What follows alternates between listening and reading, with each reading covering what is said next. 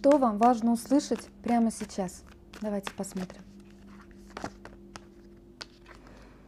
Шестерка жезлов.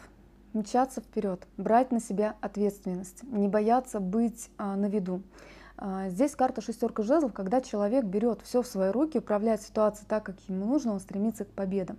Здесь нужно проявить свои амбиции, свои лидерские способности для достижения уже поставленных перед собой целей. И не бояться мнения других людей, мнения тех, кто, может быть, не сразу вас поддерживает. Здесь очень важно быть убежденным в своей целенаправленности в той или иной ситуации, в которой вы оказались. И здесь необходимо вот эти лидерские качества толкнуть вперед, потому что вас ждет успех. Есть какое-то направление, которое вы сейчас выбрали, и оно действительно верно, оно правильно, но, скорее всего, оно требует выхода из зоны комфорта и проявления смелости и решительности. И если вы это проявите, то по этой карте вас ждет триумф, вас ждет успех. Пусть будет так.